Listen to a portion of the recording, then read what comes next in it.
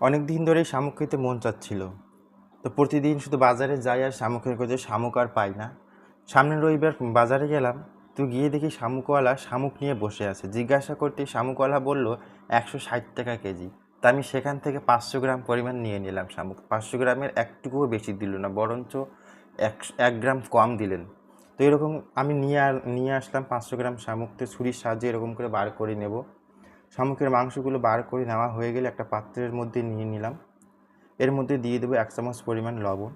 আর লবণ দিয়ে এরকম করে অনবরত নাড়তে থাকবো। তো যত এরকম করে মাখতে থাকবো, এটা কিন্তু অনেকটা পিছলা হয়ে যায়। তো এরকম করে মাখতে থাকবো এবং ভালো করে জল দিয়ে 3 থেকে 4 বার জল দিয়ে আমি ধুয়ে নেব।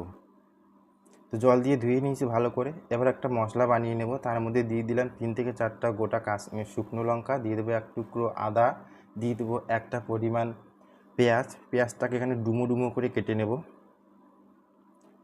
একদিকে 3-4টা করে ডুমো ডুমো করে কেটে নেব। আর দিয়ে দেবো কয়েক কোয়া রসুন, আর দিয়ে দেবো 2টা টমেটোকে এখানে ডুমো ডুমো করে কেটে নেব। 2টা টমেটোই দিয়েছি আমি এখানে, আপনারা টেস্ট অনুযায়ী টমেটো দিতে পারেন।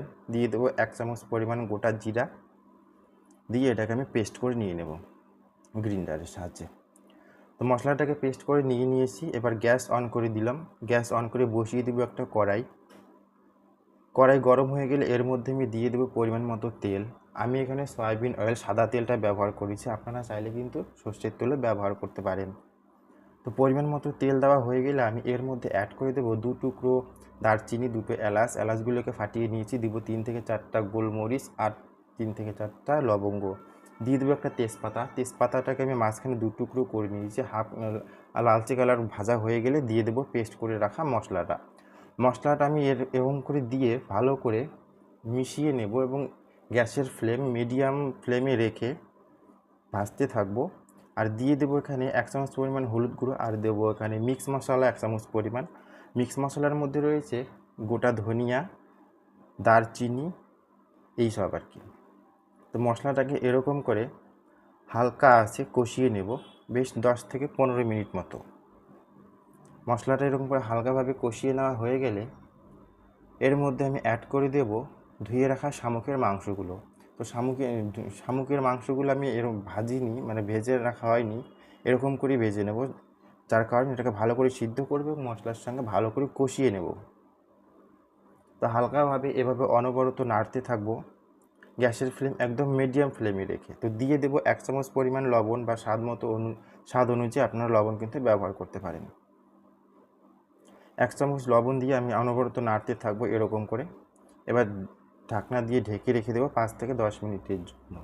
তো 5 মিনিট পর ঢাকনা খুলে হালকাভাবে একটু নাড়াচাড়া করে এটাকে আমি আরও ঢেকে রেখে দেবো 5 মিনিটের জন্য। যেহেতু আমি এটাকে ভাজিনি, এরকম করেই ভেজে নেব। তো মশলাটা সিদ্ধ হয়ে গেছে। এবার গ্যাসের ফ্লেম মিডিয়াম ফ্লেমেই আছে আমার। এরকম করেই মশলাটাকে ভালো করে ভেজে নেব। মশলাটাকে ভালো করে ভেজে নিলে কিন্তু শামুকগুলো অলরেডি ভালো করে ভেজে নেওয়া হয়ে যাবে।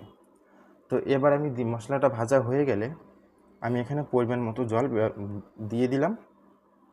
আপনারা কিন্তু যে যেমন ঝোল খান বা যেরকম খাবেন গ্রেভি টাইপের, সেরকম পরিমাণ মতো জল দিয়ে দেবেন। আমি এখানে 1 বাটি জল ব্যবহার করেছি, অর্থাৎ 300 ml পরিমাণ।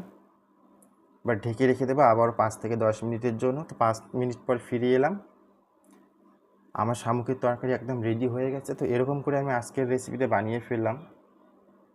তো ভিডিওটি যদি ভালো লাগে অবশ্যই লাইক, শেয়ার, কমেন্ট করে এবং সাবস্ক্রাইব করে পাশে থাকবেন। তো এবার আমি সার্ভ করব। তার জন্য নিয়ে নিলাম একটা বাটিতে আমি এখানে শামুকের মাংসটাকে সার্ভ করে দিলাম। তো আজকের রেসিপিটি কেমন লাগলো অবশ্যই তা কমেন্টে জানাতে ভুলবেন না।